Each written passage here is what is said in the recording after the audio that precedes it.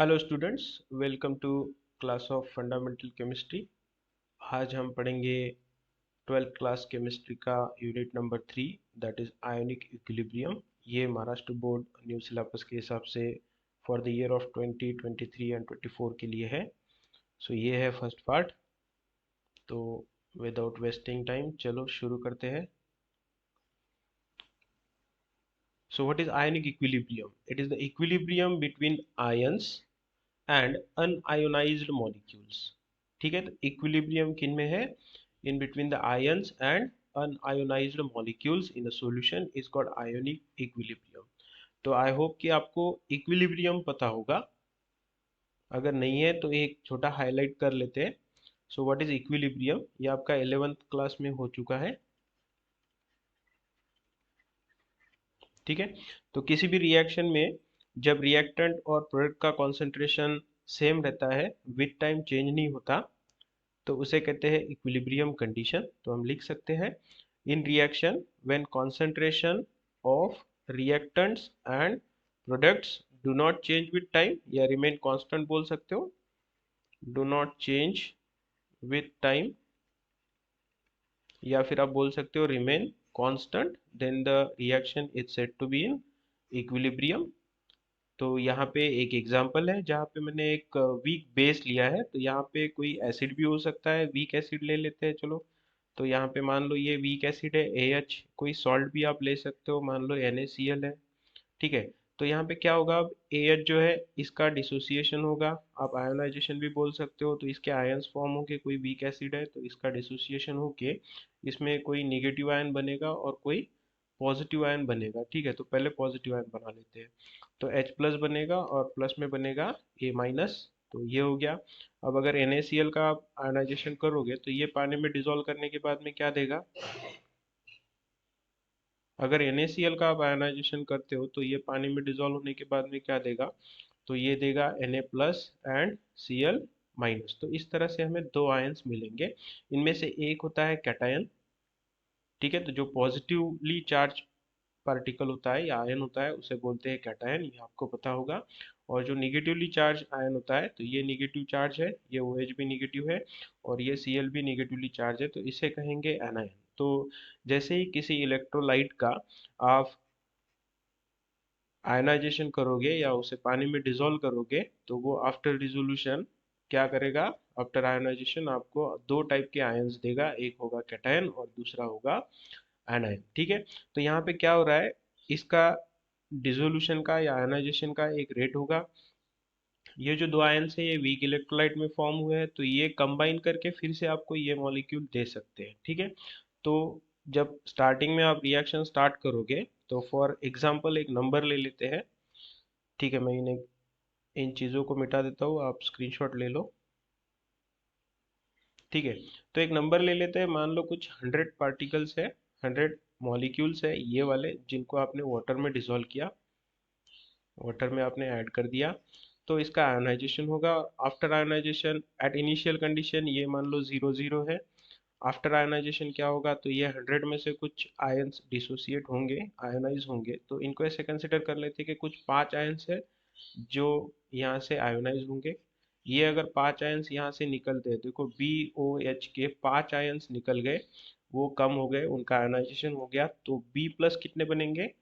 B plus बनेंगे 5, और O H minus कितने बनेंगे? ओ एच माइनस बनेंगे 5। तो ये 5 5 आयंस आपके पास में फॉर्म हो गए। ठीक है, अब देखो इसमें से कितने बचे हैं, तो यहाँ पे बचे हैं 95। अब ये 95 में से मे बी एक आधा आयन और 1 मिनट में डिसोसिएट होके आयोनाइज होके आपको इधर में एक बी प्लस और एक ओ एच माइनस देगा। और ये जो 5 5 पार्टिकल्स है यहाँ पे आयन से, ये कंबाइन होके आपको रिवर्स में ये दे सकते हैं। तो ये जो फॉरवर्ड रिएक्शन हो रही है इसका जो रेट होता है उसे बोलते हैं रेट ऑफ फॉरवर्ड रिएक्शन। ये जो बैकवर्ड रिएक्शन हो रही है इसका जो रेट है इसको बोलते हैं रेट ऑफ बैकवर्ड या रिवर्स रिएक्शन। ठीक है, तो इक्विलिब्रियम क्या होता है, दूसरी डेफिनेशन आप देख सकते हो। So equilibrium is the condition when rate of forward reaction is equals to rate of backward reaction, या रिवर्स बोल सकते हो। ठीक है, तो rate of forward reaction equals to rate of reverse reaction, मतलब जितने आयंस डिसोसिएट होंगे पर यूनिट टाइम, उतने ही आयंस का फिर से एसोसिएशन होगा और वो आपको फिर से अनआयोनाइज मॉलिक्यूल्स देंगे। तो जितने डिसोसिएट होंगे, मान लो 10 आयंस डिसोसिएट होंगे 1 मिनट में, तो इधर जो 10 आयंस है वो फिर से एसोसिएट होकर आपको अनआयोनाइज्ड 10 मॉलिक्यूल्स दे देंगे 1 ही मिनट में। तो rate of forward reaction equals to rate of backward reaction हो गया। मतलब अब जो रिएक्टेंट का और प्रोडक्ट का कॉन्सेंट्रेशन है इन द रिएक्शन वो चेंज नहीं होगा। तो ऐसी रिएक्शन, ऐसी condition in the reaction when concentration of reactants, ये जो एरो के पहले होते हैं ये सारे रिएक्टेंट्स है, एंड कॉन्सेंट्रेशन ऑफ प्रोडक्ट्स जो एरो के बाद में है वो सारे प्रोडक्ट्स है, remains constant। ठीक है, so concentration of reactants and products remain constant। तो ये जो कंडीशन होती है इसे बोलते हैं इक्विलिब्रियम। ठीक है, आई होप आपको समझ में आ रहा होगा। चलो फिर से स्क्रीनशॉट ले सकते हो आप। So it is equilibrium between ions and unionised molecules, तो इसे बोलेंगे आयोनिक इक्विलिब्रियम। तो ये जो यूनिट है यहाँ पे हम मोस्टली जो इक्विलिब्रियम कंडीशन है वो वीक इलेक्ट्रोलाइट्स के लिए कंसिडर करेंगे, तो ये हम आगे चल के देख सकते हैं। ठीक है, चलो फिर से रिवाइज करते हैं। तो यहाँ पे एक सब्सटेंस है, ये अनआयोनाइज्ड मॉलिक्यूल्स हैं। जब हमने इनको वाटर में डाला तो ये कुछ पार्टिकल्स थे, मान लो 100 थे, और इनमें से कुछ पार्टिकल्स डिसोसिएट होके आयोनाइज होके उनके कैटायन और आयनाइंस बन गए। तो जो मॉलिक्यूल्स यहाँ पे आपको दिख रहे हैं वो आयोनाइज्ड है, इनको बोलेंगे आयंस। और ये जो है पहले वाले बचे हुए, तो 100 में से कुछ बच गए, मान लो 95, तो ये हो गए आपके अनआयोनाइज्ड मॉलिक्यूल्स। तो इन दोनों के बीच में जो इक्विलिब्रियम होता है इसको बोलेंगे ionic equilibrium. Now the important topic is types of electrolytes. तो ये बेसिक्स में ही आता है, बट इसमें थोड़ा डिटेलिंग में जाएंगे ताकि आगे चल के आपको जो भी प्रॉब्लम्स है उनमें डाउट्स ना रहे, या जो भी हम कंसिडरेशंस करेंगे आगे चल के वो आपके क्लियर हो। तो व्हाट इज इलेक्ट्रोलाइट, सबसे पहले इलेक्ट्रोलाइट क्या होता है वो देखते हैं। तो इलेक्ट्रो, ये जो वर्ड है ये कुछ चार्ज से रिलेटेड है।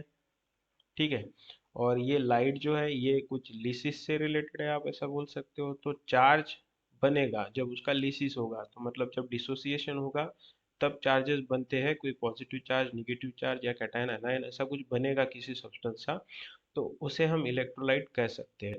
The substance which give rise to ions when dissolve in water, water की जगह पे आप दूसरा कोई पोलर सॉल्वेंट भी ले सकते हो।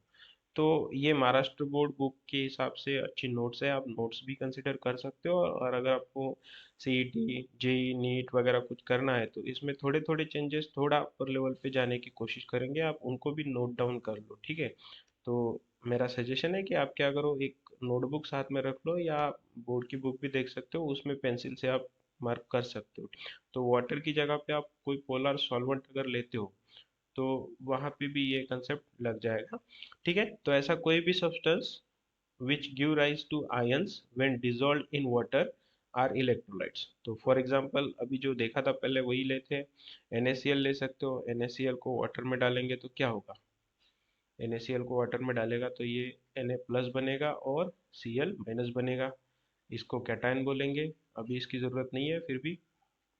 और इसको बोलेंगे एनायन। तो कैटायन और एनायन फॉर्म हो गए, आयंस फॉर्म हो गए ना। तो यही इंपॉर्टेंट है, ऐसा कोई भी सब्सटेंस जो वाटर में डिसॉल्व होने के बाद में आयंस बनाएगा, तो आयंस बन गए तो इसे बोलेंगे इलेक्ट्रोलाइट। ठीक है, तो NaCl हो गया इलेक्ट्रोलाइट, और पीछे जो एग्जांपल्स थे कोई भी एसिड बेस पानी में डिसॉल्व होकर आयंस बनाएगा तो उसे इलेक्ट्रोलाइट बोल सकते हो। So now on the basis of their extent of ionization, extent मतलब वो कितनी क्वांटिटी में आयोनाइज होंगे, उनका परसेंटेज क्या होगा आयोनाइजेशन का, या अमाउंट क्या होगा आयोनाइजेशन का इन डाइल्यूट एक्वायस सॉल्यूशन, मतलब जो वाटर में डालोगे। एक्वायस सॉल्यूशन मतलब वाटर वाला सॉल्यूशन, तो एक्वायस मतलब सॉल्यूशन इन वाटर, ये भी नोट कर लो क्योंकि यहाँ पे प्रॉब्लम आता है बाद में। एक्वायस सॉल्यूशन में सॉल्यूशन इन वाटर, तो extent of ionization in dilute aqueous solution मतलब कितने अमाउंट में उसका आयोनाइजेशन होगा, तो उसके हिसाब से दो टाइप के इलेक्ट्रोलाइट्स आप देख सकते हो। एक होता है स्ट्रॉन्ग इलेक्ट्रोलाइट और एक होता है वीक इलेक्ट्रोलाइट। तो डेफिनेशंस सिंपल है बट आपके लिए इम्पोर्टेंट रहेगी क्योंकि इसमें भी बाद में कंफ्यूजन होने के चांसेस होते हैं जब आप हार्ड वाले प्रॉब्लम सॉल्व करोगे। द इलेक्ट्रोलाइट आयोनाइजिंग कंप्लीटली, तो ऐसा इलेक्ट्रोलाइट, ऐसा सब्सटेंस जो कंप्लीटली आयोनाइज होगा या ऑलमोस्ट कंप्लीटली, ऐसा सब्सटेंस जो कंप्लीटली आयोनाइज होगा या ऑलमोस्ट कंप्लीटली। ऑलमोस्ट का मतलब मान लो 99% आयोनाइज हो जाता है, तो उसको भी हम स्ट्रॉन्ग इलेक्ट्रोलाइट कंसिडर कर लेंगे, ठीक है। तो these are the strong electrolytes. For examples, जो स्ट्रॉन्ग एसिड्स होते हैं, स्ट्रॉन्ग बेसिस होते हैं, या कोई भी सॉल्ट्स होते हैं, तो स्ट्रॉन्ग एसिड वाले सॉल्ट, स्ट्रॉन्ग बेस वाले salts, weak acid strong base वाले सॉल्ट, या कुछ भी हो, तो ये सारे जो सॉल्ट्स होते हैं ये सब स्ट्रॉन्ग इलेक्ट्रोलाइट्स होते हैं। तो यहाँ पे एग्जांपल्स आप देख सकते हो। तो स्ट्रॉन्ग एसिड्स में आपको क्या क्या पता है? स्ट्रॉन्ग एसिड्स का नाम लेते ही आपको कुछ चीज़ें याद आती होगी, तो जैसे कि H2SO4 हो गया। एग्जांपल्स पे थोड़ा हाईलाइट कर लो, क्योंकि ये भी बाद में आपको जब कोई न्यूमेरिकल आएगा, प्रॉब्लम आएगा, तो उसमें आपको पता होना चाहिए कि कौन सा स्ट्रॉन्ग इलेक्ट्रोलाइट है, किसका कॉन्सेंट्रेशन आपको कंप्लीट आयोनाइजेशन कंसिडर करके लेना है, वगैरह वगैरह। तो H2SO4 सल्फ्यूरिक एसिड है, स्ट्रॉन्ग एसिड होता है। HNO3 आप इनको लिख लो, HNO3 स्ट्रॉन्ग एसिड होता है। HCl, ये आपको पता होगा, ये भी स्ट्रॉन्ग एसिड होता है। इसके साथ में जो कंपैरिजन में आते हैं, इससे ज़्यादा स्ट्रॉन्ग होता है HBr, ठीक है, इससे ज़्यादा स्ट्रॉन्ग होता है HI। तो हेलो एसिड जो होते हैं, हेलोजन वाले, आयोडीन वाला एसिड सबसे ज़्यादा स्ट्रॉन्ग है HI। फिर उससे थोड़ा वीक होता है HBr, उससे थोड़ा वीक होगा HCl। तो स्ट्रेंथ इधर इंक्रीज होती है इनमें सिर्फ। ये हो गए सारे स्ट्रॉन्ग एसिड्स। और क्या होता है? H3PO4 कंसिडर कर लो, फॉस्फोरिक एसिड, तो ये भी एक स्ट्रॉन्ग एसिड है। देन HClO4 हो गया, परक्लोरिक एसिड, तो ये भी एक स्ट्रॉन्ग एसिड है। तो आप ये एग्जांपल्स कंसिडर करके रख लो। तो ये हो गए सारे स्ट्रॉन्ग एसिड्स। अभी स्ट्रॉन्ग बेसिस में आपको क्या क्या पता है? चलो यहाँ पे लेते हैं स्ट्रॉन्ग बेसिस। तो स्ट्रॉन्ग बेसिस आप लिख लेना, ठीक है। स्ट्रॉन्ग बेसिस में बेसिकली NaOH होता है सबसे पहले। देन हम KOH भी ले सकते हैं। अगर कोई हायर एग्जाम दे रहे हो, तो उसमें आप di alkyl ammonium hydroxide, amine वाला जो हाइड्रोक्साइड होता है, उसको भी कंसिडर कर सकते हो, ठीक है। तो ये हो गया, ये भी आता है, डायमिथिल अमोनियम हाइड्रोक्साइड आ सकता है उसमें, तो इसको भी आप स्ट्रॉन्ग बेस करके कंसिडर कर सकते हो। बेसिकली इन दोनों पे ही ज़्यादा कंसेप्ट आएगा। देन सॉल्ट्स होते हैं, तो सॉल्ट्स में आप कोई भी सॉल्ट्स ले सकते हो, जैसे कि NaCl हो गया, ये सॉल्ट होता है। KCl हो गया, ये सॉल्ट होता है। NaBrKi ऐसा भी बना सकते हो। CaCl2 हो गया, तो ये भी सॉल्ट हो गया। और कोई वीक एसिड स्ट्रॉन्ग बेस वाला सॉल्ट, आगे चल के आपको ये सारे एग्जांपल्स काम आएंगे। CH3COO Na हो गया। तो ये सारे जो है, ये सॉल्ट्स है, और ये सारे स्ट्रॉन्ग इलेक्ट्रोलाइट्स है। अब ये अगर एग्जांपल में आपको कहीं भी न्यूमेरिकल में दिख जाता है, तो इनका आपको करना है कंप्लीट आयोनाइजेशन, ठीक है। आगे और देखेंगे, इनको रिपीट करेंगे फिर से। Then next is weak electrolyte, the electrolytes which dissociates to smaller extent. Smaller extent की जगह पे कभी कभी पार्शियली ये वर्ड आ सकता है। तो ऐसे इलेक्ट्रोलाइट जो पार्शियली डिसोसिएट होंगे, मतलब 100 मॉलिक्यूल्स में से कुछ 5-6 मॉलिक्यूल्स, 10 मॉलिक्यूल्स, 20% भी बोला तो भी ये क्या हो गया? कम डिसोसिएशन हो रहा है। तो जिनका कम डिसोसिएशन होगा, जिनके पूरे मॉलिक्यूल डिसोसिएट नहीं होते, पार्शियली डिसोसिएट होते हैं, या कभी कभी आपको ये फ्रैक्शनल वर्ड दिख सकता है, तो जो डिसोसिएट होगा फ्रैक्शनली, ठीक है, तो उसे भी क्या बोलेंगे? वीक इलेक्ट्रोलाइट है। अगर आपने वाटर में कुछ नंबर ऑफ मॉलिक्यूल्स डाल दिए, तो अगर सब के सब मॉलिक्यूल्स आयोनाइज हो जाते हैं, तो उनको बोलेंगे स्ट्रॉन्ग इलेक्ट्रोलाइट। बट अगर सब मॉलिक्यूल्स आयोनाइज नहीं होते हैं, कम हो रहे हैं, ठीक है, कंपैरिजन में काफ़ी कम हो रहे हैं, तो उससे बोला है स्मॉलर एक्सटेंट। 100 में से कुछ 5 मॉलिक्यूल्स, 2 मॉलिक्यूल्स, 1 मॉलिक्यूल, या पॉइंट में होंगे 1000 में से 1, 1000 में से 2 ऐसे पार्टिकल्स आपके डिसोसिएट होते हैं, तो इसको बोलते हैं डिसोसिएट पार्शियली, आयोनाइज पार्शियली, और आयोनाइज टू स्मॉलर एक्सटेंट, और आयोनाइज फ्रैक्शनली। ऐसे अलग अलग वर्ड्स आपको आ सकते हैं इन द न्यूमेरिकल्स। तो इनको बोलेंगे वीक इलेक्ट्रोलाइट। तो वीक इलेक्ट्रोलाइट का कंप्लीट डिसोसिएशन नहीं होता है, वो कुछ एक्सटेंट तक ही, एकदम स्मॉलर एक्सटेंट में ही आयोनाइज होते हैं। इनमें एग्जांपल्स आएंगे weak acids and weak bases. अब वीक एसिड्स के एग्जांपल्स भी आपको पता होना ज़रूरी है। तो कौन से एग्जांपल्स आपको पता है? तो यहाँ पे हमने देखा था कि जो आयनिक, जो एसिड की स्ट्रेंथ है वो इधर कम होती जा रही है, ठीक है। इसके बाद में जो आता है वो आता है एचएफ, तो वहाँ से शुरू करते हैं। तो एचएफ ये एक वीक एसिड है। HCl ये भी एक वीक एसिड है। जो मोस्ट कॉमन होता है वो है एसिटिक एसिड। तो CH3COOH ये वीक एसिड है। अब फॉर्मिक एसिड, मिथेनोइक एसिड बोल सकते हो इसको, ठीक है, अगर आपके नॉमेनक्लेचर्स अभी ज़्यादा अच्छे से नहीं हुए हैं तो फॉर्मिक एसिड या मिथेनोइक एसिड आप इसको बोल सकते हो, ये हो गया। आप ऑर्गेनिक एसिड कोई भी ले सकते हो, तो ये सारे ऑर्गेनिक एसिड जो है वो वीक होते हैं, ऑर्गेनिक एसिड्स।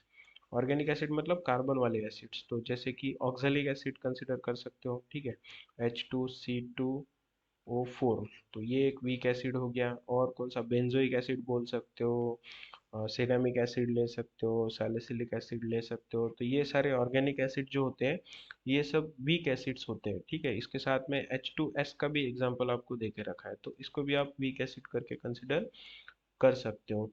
तो ये सारे हो गए weak acids. Now weak bases देखते हैं। तो वीक बेसिस यहाँ पे लिखते हैं, आप लिख लेना है, एग्जांपल्स इंपॉर्टेंट है, इस पे न्यूमेरिकल्स आएंगे बाद में, और वहाँ पे पता नहीं होता है कि कौन सा वीक बेस है कौन सा वीक एसिड है। देन NH4OH अमोनियम हाइड्रोक्साइड है, आपको अमोनिया तो पता ही होगा, अमोनिया के साथ में वाटर है तो अमोनिया वीक बेस है। तो ये अमोनियम हाइड्रोक्साइड, ये अमोनिया ही है, वाटर में डिजोल्व करने के बाद ये अमोनियम हाइड्रोक्साइड बनाएगा, तो ये हो गया एक वीक बेस। देन बुक में एग्जांपल्स है आपके, तो कॉपर क्यूप्रिक हाइड्रोक्साइड बोल सकते हो, ठीक है, कॉपर का हाइड्रोक्साइड है। देन FeOH/3 है, तो ये हो गया एक। तो ये सारे आपके वीक बेसिस है, कुछ स्ट्रॉन्ग एसिड्स है, कुछ स्ट्रॉन्ग बेसिस है, कुछ वीक एसिड्स है, कुछ वीक बेसिस है, और कुछ सॉल्ट्स है। तो सॉल्ट जो भी है वो सब स्ट्रॉन्ग इलेक्ट्रोलाइट्स में आप कंसिडर कर सकते हो। तो ये सारे हो गए आपके एग्जांपल्स, तो आई होप आपने नोट किया होगा। थोड़ा अच्छा प्रेजेंटेशन करके आपको लिखने की ज़रूरत पड़ेगी, तो आप स्क्रीनशॉट ले सकते हो। Okay, then the next topic is degree of dissociation. तो जो स्ट्रॉन्ग और वीक इलेक्ट्रोलाइट्स हम बोल रहे हैं, ऑन द टेंडेंसी और on the extent of dissociation, तो ये कितना एक्सटेंड होता है डिसोसिएशन का, उसके लिए ये टर्म आती है डिग्री ऑफ डिसोसिएशन। इसका प्रेजेंटेशन करते हैं हम बाय द टर्म अल्फा, तो इसे अल्फा बोलेंगे, ठीक है, वैसे आपको पता होगा, बट कुछ बच्चे मैंने देखे हैं, उनको बाद में कंफ्यूजन होता चलता है। तो सबसे पहले तो आप ये सारे वर्ड्स किस लिए यूज होते हैं या सिंबल्स किस लिए यूज होते हैं उन पे भी थोड़ा सा ध्यान दो, कि डिग्री ऑफ डिसोसिएशन को हम अल्फा से दिखाएंगे। तो जब भी कभी न्यूमेरिकल में आपको डिग्री ऑफ डिसोसिएशन दिखता है तो आप अल्फा इक्वल्स टू दे के रखा है ऐसा कंसिडर कर सकते हो। Okay, now what is degree of dissociation? The degree of dissociation of electrolyte is defined as the fraction of total number of moles of an electrolyte that dissociate into its ion when the equilibrium is attained। तो हमने जैसे पहले example लिया था कि कुछ 100 particles हमने लिए, 100 मॉलिक्यूल्स हमने लिए, इसमें से कुछ 5 मॉलिक्यूल्स है जो कि डिसोसिएट हो गए, इसलिए आपके 5 कैटायन और 5 एनायंस बन गए, तो 5 ही आयंस डिसोसिएट हो गए। तो यहाँ पे देखो क्या बोला है, फ्रैक्शन। फ्रैक्शन मतलब क्या होता है, रेशो, ठीक है। रेशो किसका, total number of moles of electrolyte that dissociate into its ion. तो नंबर ऑफ इलेक्ट्रोलाइट डिसोसिएटेड, कितने इलेक्ट्रोलाइट मतलब कितने मॉलिक्यूल्स डिसोसिएट हो गए, तो 5, डिवाइड बाय टोटल। फ्रैक्शन मतलब क्या, फ्रैक्शन में डिवाइडेशन में होता है टोटल, तो ये हो गया कुछ इसका डिग्री ऑफ डिसोसिएशन। तो यहाँ पे देख सकते हो आप, अल्फा इक्वल टू क्या होता है, नंबर ऑफ मोल्स डिसोसिएटेड, तो टोटल जितने नंबर ऑफ मोल्स थे उसमें से जितने भी डिसोसिएट हुए हैं वो आएंगे न्यूमरेटर में। तो number of moles dissociated divided by total number of moles, तो यहाँ पे डिवाइडेशन में टोटल नंबर ऑफ मोल्स है, यहाँ पे ध्यान दीजिए, यहाँ पे 100 है, ठीक है, तो 100 टोटल नंबर ऑफ मोल्स थे, उसमें से 5 नंबर ऑफ मोल डिसोसिएट हुए, 5 कैटायन 5 एनायन में भी, cation anion depending on substance कम ज़्यादा हो सकते हैं, तो इनको छोड़ दो, डिसोसिएट कितने हुए इनको कंसिडर करो, तो number of molecules dissociated divide by total number of molecules, तो ये हो गई आपकी डिग्री ऑफ डिसोसिएशन। अब इसको परसेंटेज में अगर कन्वर्ट करना है तो परसेंट डिसोसिएशन इक्वल्स टू क्या होगा, degree of dissociation multiplied by 100, ठीक है। अब देखो ये थी degree of dissociation, 5 number of moles divide by 100, इसका परसेंटेज करना है तो इसको मल्टीप्लाई करेंगे 100 से, तो 100 में से कितने परसेंट डिसोसिएट हुए, 5%। तो यहाँ पे जो एग्जांपल हमने लिया था उसमें 5% आता है, ठीक है। ये मैंने बस कंसिडरेशन के लिए दिया है ताकि फॉर्मूला के साथ में आपको कंपैरिजन भी करते चलो, कुछ न्यूमेरिकल डाटा आपके सामने हो। If C is the molar concentration of electrolyte, the equilibrium concentration of cation or anion is alpha into C moles per DM cube, तो ये मोलैरिटी में दिया हुआ होता है। तो अगर किसी इलेक्ट्रोलाइट का कॉन्सेंट्रेशन C है, इसको हम रिपीट करेंगे in the concept of Oswald dilution law, ये नेक्स्ट वीडियो में आएगा, तो यहाँ पे फिर से फोकस करेंगे। अभी आप ध्यान दो कि if C is the molar concentration of electrolyte, the equilibrium concentration of cation. Cation मतलब क्या, ये जो 5 आयन्स हमारे बने थे, मान लो यहाँ पे कोई H प्लस बना था 5, और यहाँ पे कोई A माइनस बना था, और यहाँ पे कुछ AH हमने लिया था, तो इसका जो कॉन्सेंट्रेशन होगा, C is the molar concentration of electrolyte, then equilibrium concentration of cation और anion, तो इसका और इसका कॉन्सेंट्रेशन सेम ही होगा, ये 5 5 पार्टिकल्स है, तो ये क्या होगा, अल्फा इंटू सी, तो जितना कॉन्सेंट्रेशन था मल्टीप्लाइड बाय अल्फा जो था, इन दोनों का मल्टीप्लिकेशन करेंगे तो ये बनेगा। अब ये जो फॉर्मूला है, ये मोनो बेसिक एसिड या मोनो एसिडिक बेस के लिए काम में आएगा। यहाँ पे फिर से कंफ्यूजन हो सकता है, तो चलो मैं थोड़ा वर्ड को आपको सिंप्लीफाई करके देता हूँ, आपको आगे चल के ये वर्ड्स मिलेंगे, mono basic acid, mono basic acid. अब इसका क्या मीनिंग होता है, मोनो मतलब एक, बेसिक मतलब बेस, एसिड, एसिड मतलब एसिड, तो जो आपका सब्सटेंस है वो एसिड है, इसको न्यूट्रलाइज करने के लिए आपको कितने बेस चाहिए, 1 बेस चाहिए। ठीक है, बेस को हम कैसे ले सकते हो, मान लो OH चाहिए, तो OH माइनस आयन कितने चाहिए, एक OH आयन चाहिए आपके जो भी एसिड आपने कंसिडर किया है उसको न्यूट्रलाइज करने के लिए, तो इस एसिड को बोलेंगे mono basic acid. For example HCl ले लो। ठीक है, अब कितने OH चाहिए, वो इक्वल टू होगा नंबर ऑफ H प्लस जो ये डोनेट कर सकता है या आयोनाइज होने के बाद में मिलेंगे, तो H प्लस कितने हैं इसमें, एक H प्लस है। ठीक है, और प्लस में कौन है, Cl माइनस, तो Cl माइनस पे फोकस करने की जरूरत नहीं है, कितने H प्लस देगा, एक H प्लस देगा, तो इसको कितने OH चाहिए, एक OH चाहिए, तो ये हो गया मोनो बेसिक एसिड। आ रहा है समझ में, एक H प्लस के लिए एक OH माइनस चाहिए, तो ये हो गया मोनो बेसिक एसिड, मतलब इसको न्यूट्रलाइज करने के लिए एक OH आयन चाहिए। या फिर ऐसा भी कंसिडर कर सकते हो कि जो H प्लस एक देता है वो हो गया मोनो बेसिक एसिड। अब इसके अलावा क्या हो सकता है, जनरली बोर्ड बुक में तो है नहीं, बट आगे में भी कंसेप्ट में आ सकता है, तो डायबेसिक बोल सकते हो, डायबेसिक एसिड हो सकता है। तो डायबेसिक एसिड क्या होगा फिर, डायबेसिक एसिड होगा ऐसा जिसके लिए दो OH चाहिए, मतलब उसके अंदर जो एसिड है उसके अंदर दो H प्लस होंगे, तभी तो उसको दो OH चाहिए। तो ऐसे एग्जांपल ले सकते हो आप H2SO4। ठीक है, H2SO4 का अगर आयनाइजेशन करोगे, ठीक है, कंप्लीटली डिसोसिएट होगा, तो ये दो H प्लस देगा अगर इसका आपको न्यूट्रलाइजेशन करना है। ठीक है, तो ये हो गया आयनाइजेशन का रिएक्शन, तो दो H प्लस ये डोनेट करेगा क्योंकि ये हो गया डायबेसिक एसिड, दो OH इसको चाहिए, मतलब दो बेस इसको न्यूट्रलाइज करने के लिए चाहिए, तो ऐसे भी आप कंसिडर कर सकते हो। अब इसके सिमिलर में दूसरा वर्ड क्या होता है, mono acidic base, mono acidic base, but mono मतलब एक, एसिडिक मतलब एसिड चाहिए, बेस तो आपका जो सब्सटेंस है वो बेस है, मान लो NaOH है।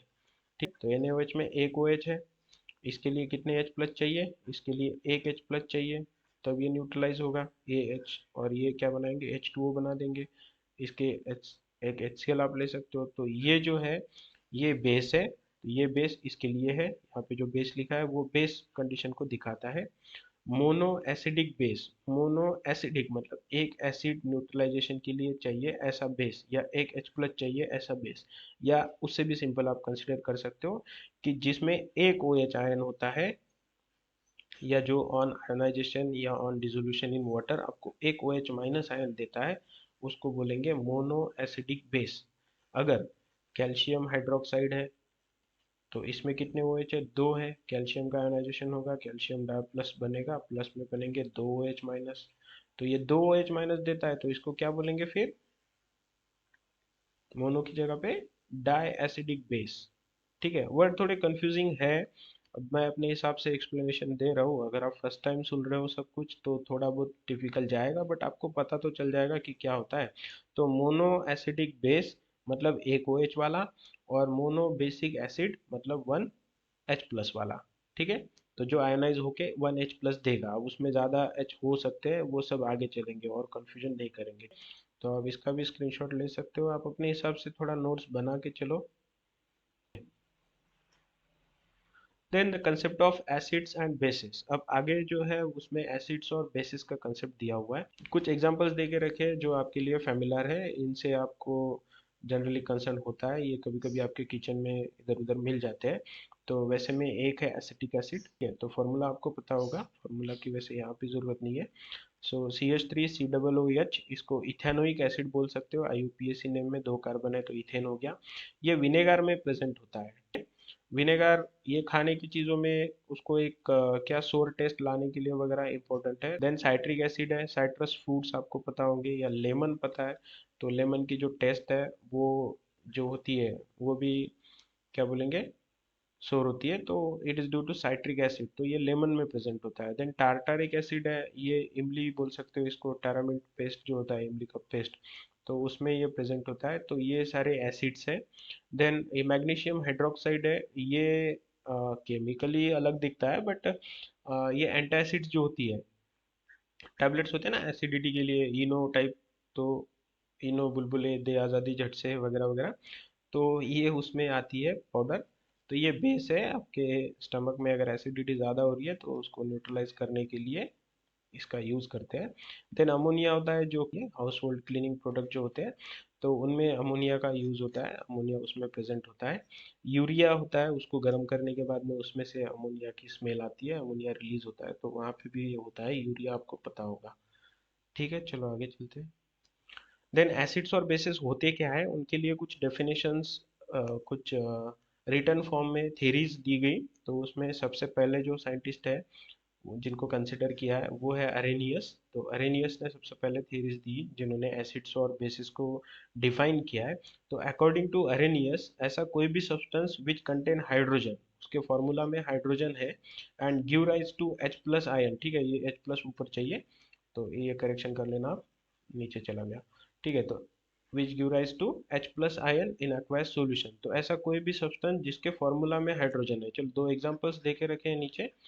तो यहाँ पे देखो ये HCl है, ये एसिड है, हमें पता है, फिर भी देखो ये ऐसा सब्सटेंस है जिसके फॉर्मूला में H प्लस हाइड्रोजन है, सॉरी H प्लस नहीं हाइड्रोजन है, और इसको जब वाटर में डिसॉल्व करेंगे तो ये H प्लस आयन प्रोड्यूस करेगा, तो ऐसा सब्सटेंस इसको क्या बोलेंगे फिर, एसिड, अकॉर्डिंग टू अरेनियस।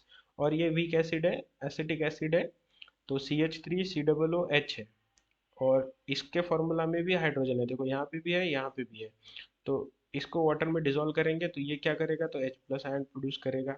ठीक है, अब देखो इनका H प्लस आयन नहीं बनता है, अगर आप नए हो तो ध्यान दो, ये आयोनिक हाइड्रोजन नहीं होता है, तो हाइड्रोजन फॉर्मूला में होना चाहिए, और उसने वाटर में डिसॉल्व होने के बाद में H प्लस देना चाहिए, दोनों चीज़ें कंपलसरी होती है। दोनों में से अगर कोई एक चीज़ फॉर्मूला में नहीं बैठेगा या सिस्टम में नहीं आएगा तो उसे हम एसिड नहीं बोलेंगे। फॉर एग्जांपल मान लो CH4 है, तो CH4 में हाइड्रोजन है, ये मीथेन गैस है, इसमें हाइड्रोजन है, बट इसको वाटर में डालोगे, वाटर में डिसॉल्व करोगे, तो ये H प्लस नहीं देता, ये H प्लस नहीं देता, तो इसको एसिड नहीं बोलेंगे। ठीक है, वैसे ये जो हाइड्रोजन है ये एसिडिक नहीं होती है, ये लास्ट वाला जो है सिर्फ यही एसिडिक है। ठीक है, तो यहाँ पे ध्यान दो, इसका जो आयनाइजेशन होगा वो CH3COO माइनस, और यहाँ से H प्लस निकलेगा, ये H प्लस है, ये वाले हाइड्रोजन एसिडिक नहीं है। ठीक है, देन बेस, एक आध और एग्जांपल देखना है यहाँ पे एसिड वाला। ठीक है, कोई ले लेते हैं, मान लो HNO3 है, HNO3 है, वाटर में डिसॉल्व करेंगे तो क्या होगा, स्ट्रॉन्ग इलेक्ट्रोलाइट है, कंप्लीटली आयोनाइज होगा, ये देगा H plus and NO3 minus. तो ऐसे आपको आयोनाइजेशन करना है, तो एक ही हाइड्रोजन है और एक ही का आपको आयोनाइजेशन करना है, एक ही H प्लस मिल रहा है। ठीक है, तो ऐसा मॉलिक्यूल जिसके फॉर्मूला में H है, हाइड्रोजन है, और जो on dissolution in water aqueous solution में क्या देगा, H प्लस देगा, तो यहाँ पे एक्वस लिख सकते हैं सॉल्यूशन। ठीक है, तो उसको बोलेंगे एसिड, तो ये हो गया एसिड। देन बेस, अब बेस के लिए क्या डेफिनेशन है, base is the substance that contain OH group, तो उसके फॉर्मूला में OH ग्रुप है। ठीक है, and it produces hydroxide ion, hydroxide ion मतलब OH माइनस आयन होता है, तो ये इन एक्वायस सॉल्यूशन क्या बनाएगा, हाइड्रोक्साइड आयन बनाएगा। तो यहाँ पे एग्जांपल है NaOH, NaOH को वाटर में डिसॉल्व किया, वाटर में डिसॉल्व करने के बाद में ये बनाएगा Na plus and OH minus, तो इसने OH माइनस दिया। देखो दो कंडीशन है, कौन सी है, एक फॉर्मूला में OH होना चाहिए, तो फॉर्मूला में OH है, और आगे जाके यह क्या बनाएगा, तो ये OH माइनस बनाएगा इन वाटर एक्वायस सॉल्यूशन, जब वाटर में डिसॉल्व होगा तब ये OH माइनस बनाएगा, तो ऐसे सब्सटेंस को हम क्या बोलेंगे, बेस बोलेंगे अकॉर्डिंग टू अरेनियस। अब यहाँ पे वीक बेस भी देके रखा है एक अमोनियम हाइड्रोक्साइड, ठीक है। अमोनियम हाइड्रोक्साइड को वाटर में डिसॉल्व करेंगे तो एक पॉजिटिव आयन बनेगा कैटायन, और एक बनेगा हाइड्रोक्साइड आयन, तो ये हो गया हाइड्रोक्साइड आयन, तो इसको क्या बोलेंगे, बेस। अब ये जो थ्योरी है, ये अगर आपको क्वेश्चन में पूछेंगे तो यहाँ पे आपको बस इतना ही लिखना है कि एसिड क्या होता है, एक एग्जांपल दे दो, बेस क्या होता है, एक एग्जांपल दे दो, दैट्स ऑल। अब यहाँ पे थोड़ा कंसिडरेशन आप यहाँ पे थोड़ा ध्यान दे सकते हो कि जो स्टार्टिंग में रिटर्न में थेरीज आई थी, उसमें जो वाटर है इसको ऐसे एरो पे लिखा है, अगर आप इसके साथ में एडिशन कर लेते हो, ठीक है, आगे करते हैं, मैं पीछे दिखा देता हूँ। तो वाटर की अगर एडिशन करते हो तो ये जो आयन है ये ऐसे बनेगा H3O+। तो अरेनियस ने जो H+ है इसको बेयर आयन कंसिडर किया था, मतलब अकेला वाला आयन कंसिडर किया था, बट एक्चुअली ये H+ दूसरे वाटर के साथ में अटैच हो जाता है, तो ये वाटर के साथ में लोन पेयर्स होती है, और जैसे ही HCl में से H+ बनेगा तो वो क्या करेगा, इसके साथ में कंबाइन हो जाएगा, और इन तीनों को मिला के हम ऐसे लिखते हैं H3O+। ठीक है, आपको ये पता होगा, आई नो, बट कभी कभी कंफ्यूजन हो सकता है, इसलिए 1 मिनट ज़्यादा जाए तो कोई प्रॉब्लम नहीं। ठीक है, यहाँ पे भी वैसे ही होगा, तो ये H+ जो है ये इक्वल टू है H3O+। ठीक है, प्रोटॉन बोलेंगे इसको, या हाइड्रोजन आयन बोल सकते हो, इसको हाइड्रोनियम आयन बोल सकते हो, वाटर के साथ में एक हाइड्रोजन है और H+ के इक्विवेलेंट ही है, तो दोनों का कॉन्सेंट्रेशन जो है वो सेम ही होगा, H+ भी लिख सकते हो, H3O+ भी लिख सकते हो, आगे चल के इसमें कंफ्यूजन नहीं होगा, ठीक है, तो इसीलिए दिया है। OH- को कुछ एक्स्ट्रा कंसिडरेशन करने की जरूरत नहीं है। Then the next concept was given by Bronsted. अब ये जो पहला कंसेप्ट है वो तो ठीक था, बट उसमें अगर कोई ऐसा सब्सटेंस है जिसमें H+ नहीं है, वहाँ पे कैसे कंडीशन है, क्या है, H+ चाहिए, फॉर्मूला में हाइड्रोजन चाहिए, पानी में डिजोल्व होने के बाद में OH- देना चाहिए या H+ देना चाहिए, तो ये जो कंसिडरेशंस है। अब जो मॉलिक्यूल्स ऐसे हैं जिनमें फॉर्मूला में OH नहीं है, तो ऐसे सब्सटेंस तो एसिड और बेस हो ही नहीं सकते, तो उनके लिए थोड़ा और कंसिडरेशन आया, वो आया लॉरी एंड ब्रोंस्टेड, ये दो अलग अलग साइंटिस्ट के नाम है, ब्रोंस्टेड एंड लॉरी, जैसे भी आप प्रोनाउंस कर लो। तो इन्होंने एक कंसेप्ट दिया, ये इंपॉर्टेंट है, आगे चल के आपको इस पे क्वेश्चंस आ सकते हैं ज़्यादातर। So acid is the substance that donates proton to another substance. तो एसिड एक ऐसा सब्सटेंस है जो प्रोटॉन को डोनेट करेगा, तो वही अरेनियस जैसा ही है जो H+ प्रोड्यूस करेगा इन वाटर, बट वहाँ पे वाटर में डिजोल्व करने की जरूरत थी, यहाँ पे वो कंसेप्ट नहीं है, वाटर में डिजोल्व करने की खास जरूरत नहीं है, तो ऐसा कोई भी सब्सटेंस जो दूसरे को हाइड्रोजन देगा या प्रोटॉन देगा या H+ बोल सकते हो आप, देगा, ठीक है। और बेस क्या होगा, यहाँ पे OH का कोई कंसेप्ट ही नहीं है, तो बेस में क्या हो गया, तो base is the substance that accept proton. तो ये जो थ्योरी है इसको प्रोटॉन ट्रांसफर थ्योरी बोलते हैं सिंपली। ठीक है, तो यहाँ पे प्रोटॉन का ट्रांसफर कंसिडर करना है। कई बार क्या होता है जब आप राइटिंग में लिखोगे अरेनियस और लॉरी ब्रोंस्टेड वाली थ्योरी, तो यहाँ पे कंफ्यूजन हो जाता है कि कहाँ पे क्या लिखना है, तो ये जो लॉरी ब्रोंस्टेड वाली थ्योरी है या ब्रोंस्टेड लॉरी वाली थ्योरी है, ये प्रोटॉन ट्रांसफर वाली थ्योरी है, इसमें OH का कोई मतलब नहीं है। सो एसिड क्या होगा, जो प्रोटॉन दूसरों को देगा, और बेस क्या होगा, जो दूसरों के प्रोटॉन खुद एक्सेप्ट करेगा, ठीक है। तो यहाँ पे एग्जांपल देख लो, दोनों एग्जांपल्स एक ही में है, इसलिए अलग अलग नहीं लिया है। तो ये है एसिड, इसके पास में प्रोटॉन है, हाइड्रोजन है, और ये प्रोटॉन बना के दूसरों को देगा। ये बेस है और ये प्रोटॉन को एक्सेप्ट करेगा, तो यहाँ पे देख लो ये NH3 है, इसका क्या बन गया, NH4 बन गया। तो ये जो NH3 था इसने एक प्रोटॉन को एक्सेप्ट कर लिया, एक प्रोटॉन को एक्सेप्ट कर लिया, तो जो प्रोटॉन को एक्सेप्ट करेगा वो क्या होगा, प्रोटॉन को एक्सेप्ट करेगा वो क्या होगा, बेस होगा, तो ये हो गया बेस, इसने प्रोटॉन को एक्सेप्ट किया है, ठीक है। और ये क्या है, इसने खुद का प्रोटॉन इसको दिया, मतलब ये प्रोटॉन को डोनेट करेगा, तो डोनेट करेगा तो क्या होगा, फिर एसिड होगा। So this is HCl, proton को डोनेट किया, ये देखो यहाँ पे एक प्रोटॉन चला गया इसका, और ये खुद प्रोटॉन छोड़ के अकेला निकल गया बाहर, तो ये हो गया एसिड, क्योंकि इसने प्रोटॉन को डोनेट किया, इसने प्रोटॉन को एक्सेप्ट किया, इसलिए ये हो गया बेस। अब थोड़ा आगे चलते हैं, देखो ये आगे वाली जो पेयर है ये भी इंपॉर्टेंट है। अब इसने एक प्रोटॉन एक्स्ट्रा वाला एक्सेप्ट करके रखा है, अगर इसका फिर से रिएक्शन होगा तो ये क्या करेगा, रिवर्स में जाएगा, मतलब इसके पास एक प्रोटॉन ज्यादा है, तो अब ये ऐसी कंडीशन में है कि ये खुद अब प्रोटॉन को डोनेट कर सकता है। तो अब ये प्रोटॉन को डोनेट करेगा, ये अगर प्रोटॉन को डोनेट करेगा तो इसे क्या बोलेंगे, प्रोटॉन डोनर क्या है, एसिड है, तो ये हो गया एसिड। ठीक है, इसको एसिड बोल सकते हो। अब ये देखो, इसके पास जो प्रोटॉन था ये तो उसने पहले दे दिया, अब इसके पास कुछ भी नहीं है, नेगेटिव चार्ज है। अब अगर प्रोटॉन आया तो ये प्रोटॉन को एक्सेप्ट कर सकता है, डोनेशन के लिए इसके पास प्रोटॉन तो है ही नहीं, तो ये क्या करेगा, प्रोटॉन को एक्सेप्ट करेगा। तो अब अगर इसकी कंडीशन में इसको कुछ मिल जाता है, प्रोटॉन मिल जाता है, तो ये क्या करेगा, प्रोटॉन को एक्सेप्ट करेगा और क्या बनाएगा, HCl बनाएगा। तो इस कंडीशन में ये प्रोटॉन को एक्सेप्ट कर रहा है, जो प्रोटॉन को एक्सेप्ट करेगा उसको क्या बोलेंगे, बेस बोलेंगे, तो ये हो गया बेस। अब देखो फिर से कंसिडरेशन कर लेते हैं। तो ये ऐसा सब्सटेंस है जो प्रोटॉन को डोनेट करेगा, तो ये हो गया एसिड। ये ऐसा सब्सटेंस है जो प्रोटॉन को एक्सेप्ट करेगा, तो ये हो गया बेस। इसके बाद में इसके पास प्रोटॉन ज़्यादा है, तो अब ये प्रोटॉन को डोनेट करेगा, इसलिए ये हो गया एसिड। अब इसके पास प्रोटॉन है ही नहीं, तो ये एक्सेप्ट कर सकता है, तो ये हो गया बेस। अब इन्हीं में से ये आगे वाले कंसेप्ट्स बने हैं, ये आगे वाले जो एसिड्स एंड बेस बने हैं, तो इनको बोलते हैं कॉन्जुगेट एसिड एंड बेस। तो ये एसिड और ये बेस, ये हो गए कॉन्जुगेट एसिड बेस, और ये बेस और ये एसिड, ये हो गया कॉन्जुगेट एसिड बेस। अब यहाँ पे जो नंबर लिखे हैं इनमें कोई ऐसा कंफ्यूज होने वाली बात नहीं है, आप कौन से भी नंबर किधर भी लिख सकते हो, कौन से भी, मतलब इसको 1 बोलेंगे, इसको 1 बोलेंगे, इसको 2 बोल सकते हो, कोई प्रॉब्लम नहीं है। बुक चेंज हो गई तो ये कंसेप्ट चेंज हो सकता है, बस ये ध्यान में रखो कि इसका कॉन्जुगेट ये है और इसका कॉन्जुगेट ये है और ये क्यों है, इसके लिए थोड़ा आगे चलते हैं। So this is what the conjugate acid base pair, conjugate acid base pair, conjugate acid base pair। तो यहाँ पे देख लो, ये HCl है, ये प्रोटॉन डोनेट करेगा, ये लॉरी ब्रोंस्टेड वाला कंसेप्ट है, ये प्रोटॉन डोनेट करेगा, तो ये हो गया एसिड। ये H2O है। अभी इस कंडीशन में ये प्रोटॉन को एक्सेप्ट करेगा क्योंकि इसके पास में कोई डोनर है, तो ये एक्सेप्ट कर लेगा, कोई प्रॉब्लम नहीं।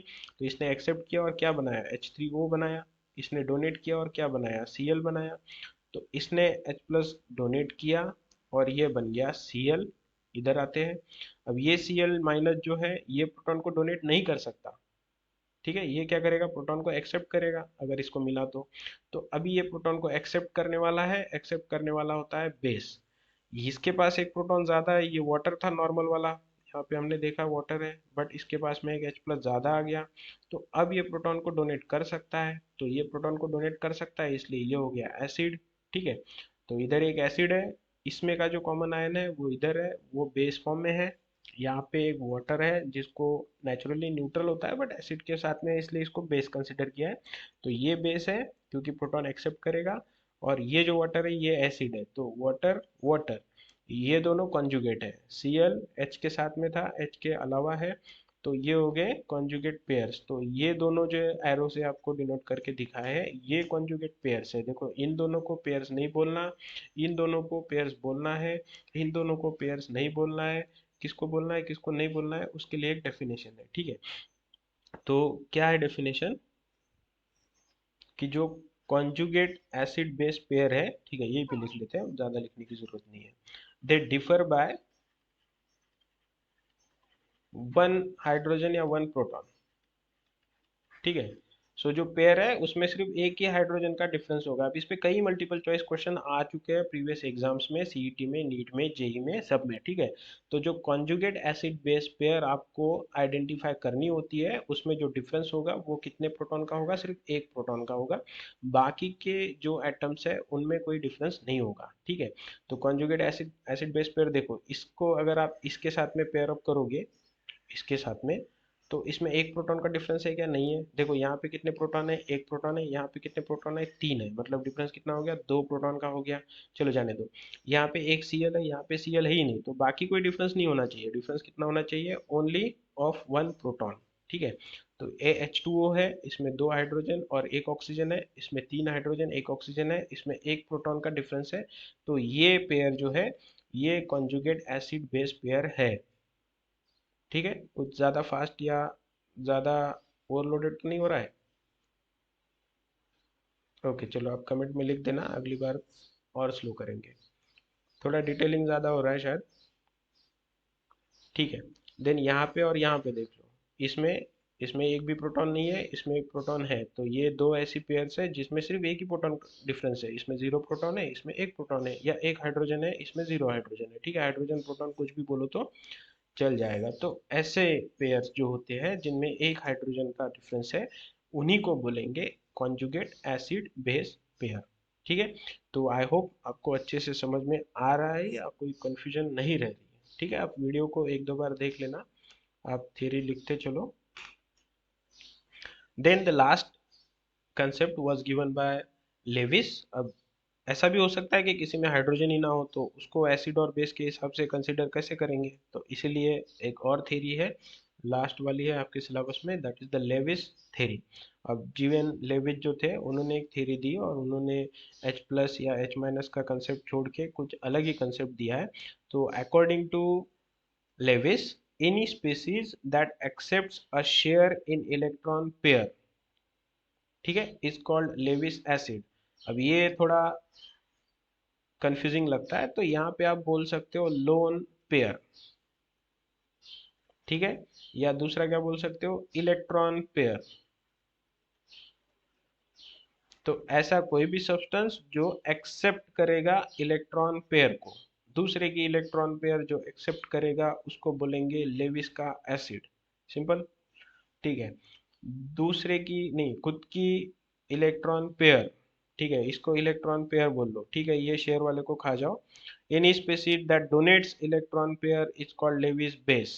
लिखते वक्त आप पूरा लिख लेना, बट कंसेप्ट के लिए मुझे यहाँ पे पढ़ने में थोड़ा कंफ्यूजन हो रहा था, तो इसीलिए मैं बोल रहा हूँ आपको कि आप क्या कर लो, इतना ही याद कर लो, कोई बात नहीं। तो any species that donates electron pair is called Lewis base. तो लोन पेयर कंसिडर करते हैं, लोन पेयर या इलेक्ट्रॉन पेयर उन्हीं को बोल सकते हो। ये share in an electron pair में भी थोड़ा मीनिंग में आपको भी अलग या थोड़ा कंफ्यूजिंग लग सकता है, तो आप सिंपली उसको खा जाओ और सिर्फ इतना ही लिखो, any species that donates an electron pair या लोन पेयर ऑफ इलेक्ट्रॉन बोल सकते हो, तो इज कॉल्ड लेविस बेस। ठीक है, तो चलो मीनिंग पे आते हैं। तो ऐसा कोई भी सब्सटेंस, ऐसी कोई भी स्पीसीज जो इलेक्ट्रॉन्स को एक्सेप्ट करेगी उसे बोलेंगे एसिड, या ऐसी कोई स्पीसीज, ऐसा कोई सब्सटेंस, ऐसा कोई मॉलिक्यूल जो इलेक्ट्रॉन पेयर्स को डोनेट करेगा उसे बोलेंगे लेविस बेस। चलो यहाँ पे हाईलाइट करते हैं।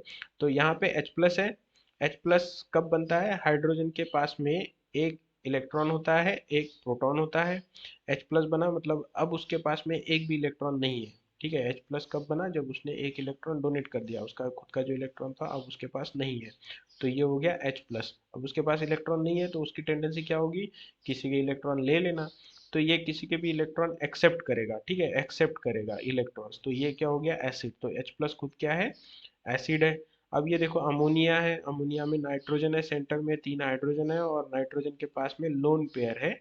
ये अपनी लोन पेयर इसको देगा, ऐसा बोल सकते हो, या ये इसकी लोन पेयर पे अटैक करेगा, ऐसा बोल सकते हो, कुछ भी कर लो। बट लोन पेयर किसकी थी, अमोनिया की, नाइट्रोजन की। तो नाइट्रोजन ने हाइड्रोजन को खींच लिया बोलो, या हाइड्रोजन ने लोन पेयर पे अटैक कर लिया बोलो, कुछ भी बोल लो, कोई फर्क नहीं पड़ने वाला। बट अब हाइड्रोजन के पास में इलेक्ट्रॉन की पेयर में शेयर है। अब आ रहा है समझ में, शेयर इन इलेक्ट्रॉन पेयर। तो सिंपली क्या बोलेंगे, नाइट्रोजन ने डोनेट की और इसने इलेक्ट्रॉन पेयर एक्सेप्ट की, क्योंकि ये जो बॉन्ड है ये दो इलेक्ट्रॉन का होता है, दोनों इलेक्ट्रॉन बीच में आ गए तो हाइड्रोजन को फ्री में इलेक्ट्रॉन मिल गए। दो इलेक्ट्रॉन का ट्रांसफर हुआ यहाँ पे, तो इलेक्ट्रॉन पेयर में शेयर हो गया किसका, हाइड्रोजन का। या शेयर को छोड़ दो, यहाँ पे नाइट्रोजन ने इलेक्ट्रॉन पेयर डोनेट की, हाइड्रोजन ने इलेक्ट्रॉन पेयर एक्सेप्ट की। जो इलेक्ट्रॉन पेयर एक्सेप्ट करेगा वो हो गया एसिड, जो इलेक्ट्रॉन पेयर डोनेट करेगा वो हो गया बेस। अब कंफ्यूजन आगे चल के हो सकती है, तो कंफ्यूजन को दूर रखने के लिए मैं जब स्टूडेंट लेवल पे था तो मैंने याद करके रखा था कि अमोनिया जो होता है उसमें लोन पेयर होती है और वो लेविस बेस होता है। ठीक है, तो ये अच्छे से आप याद रख लो, बाद में कंसेप्ट क्लियर हो जाएगा। तो अमोनिया लेविस बेस होता है। ठीक है, उसके पास में लोन पेयर होती है, वो डोनेट करेगा।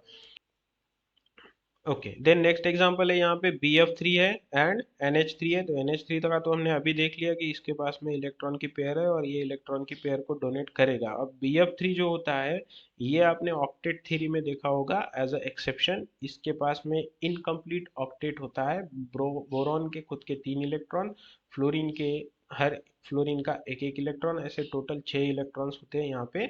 तो 6 इलेक्ट्रॉन से ऑक्टेट कंप्लीट करने के लिए बोरॉन को और 2 इलेक्ट्रॉन की जरूरत है। तो अगर कोई देने वाला है तो वो 2 इलेक्ट्रॉन एक्सेप्ट कर सकता है, और देने वाला कौन है? अमोनिया। अमोनिया क्या है? लेविस बेस है। तो लेविस बेस ने 2 इलेक्ट्रॉन्स बोरॉन को दिए, बोरॉन ने उनको एक्सेप्ट किया। जिसने एक्सेप्ट किया वो होता है एसिड अकॉर्डिंग टू लेविस। जिसने लोन पेयर को, इलेक्ट्रॉन पेयर को डोनेट किया, शेयर किया, उसको बोलते हैं बेस।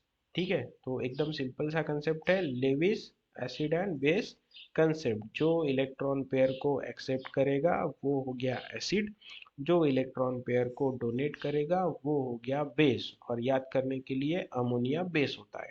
ठीक है, अमोनिया बेस होता है, सबको पता है। ओके,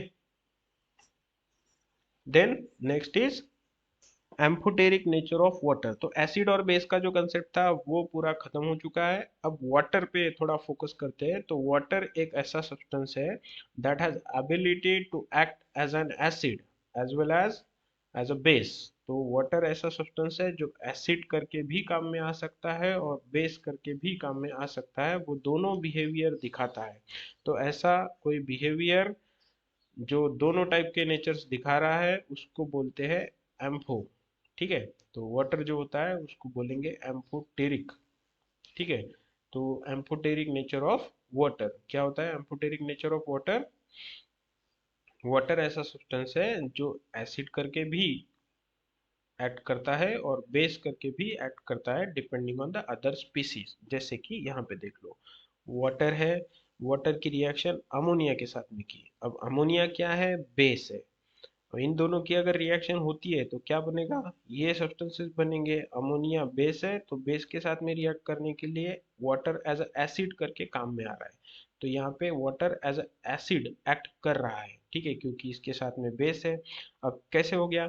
तो देखो, वाटर ने अपना एक प्रोटॉन डोनेट किया। तो जो अरेनियस का कंसेप्ट था, ये प्रोटॉन डोनेट करेगा, या लॉरी ब्रोंस्टेड का बोल लो, प्रोटॉन डोनेट करेगा। तो इसने क्या किया? प्रोटॉन डोनेट किया। जो प्रोटॉन डोनेट करेगा वो क्या होता है? एसिड। तो यहाँ पे वाटर प्रोटॉन को डोनेट कर रहा है। क्यों? क्योंकि इसके सामने बेस है, और बेस क्या करेगा? प्रोटॉन को एक्सेप्ट करेगा। तो बेस ने प्रोटॉन को एक्सेप्ट किया। कहाँ से लिया? तो वाटर से लिया। वाटर ने डोनेट किया, तो वाटर क्या करके काम आ रहा है यहाँ पे? एसिड, प्रोटॉन डोनर करके काम में आ रहा है। ठीक है, अब जब वाटर की रिएक्शन किसी एसिड के साथ में होगी तो ये एसिड ज्यादा पावरफुल है, इसकी ज्यादा टेंडेंसी है कि ये प्रोटॉन को डोनेट करेगा। तो अगर इसने खुद के प्रोटॉन बाहर लाके डोनेट करने के लिए रख दिए या डोनेट करने की टेंडेंसी दिखाई, तो वाटर एक्सेप्ट भी कर लेगा।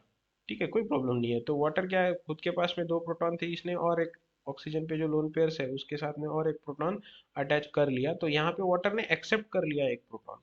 तो वाटर ने प्रोटॉन एक्सेप्ट किया, मतलब वाटर क्या कर रहा है? बेस करके काम कर रहा है। यहाँ पे देखो, वाटर ने डोनेट किया था इसलिए एसिड करके काम कर रहा था।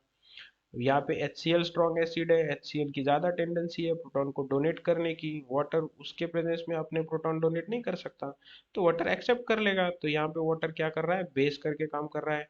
यहाँ पे अमोनिया की टेंडेंसी एक्सेप्ट करने की थी तो वाटर ने डोनेट कर दिया। तो वाटर दोनों काम करता है, प्रोटॉन डोनेट भी करता है और प्रोटॉन एक्सेप्ट भी करता है। So water act as an acid towards ammonia and base towards HCl। Therefore H2O मतलब वाटर इज एम्फोटेरिक। ये एम्फो वर्ड जो होता है ये दोनों कैरेक्टर्स वाले के लिए होता है। जैसे कि आपने बचपन में पढ़ा होगा, ठीक है, आपको पता होगा। तो एक होते हैं एक्वेटिक एनिमल्स जो पानी में रहते हैं, दूसरे होते हैं टेरेस्ट्रियल एनिमल्स जो जमीन पे रहते हैं। और इन दोनों के बीच में मगरमच्छ, कछुआ, फ्रॉग वगैरह वगैरह होते हैं, तो उनको बोलते हैं, क्या बोलते हैं? एम्फीबियंस, सॉरी, एम्फीबियंस बोलते हैं। तो ये एम्फी वर्ड वहाँ पे यूज होता है। ठीक है, तो उनको बोलते हैं एम्फीबियंस। एम्फी वर्ड वहाँ पे यूज हो जाता है। तो ये हो गया एम्फोटेरिक नेचर। तो एम्फो वर्ड दोनों कैरेक्टर्स जब कोई दिखाता है तो उसके लिए यूज किया जाता है। ठीक है, सो आई होप आपको समझ में आ रहा होगा। थैंक यू वेरी मच, आज के पार्ट में इतना ही।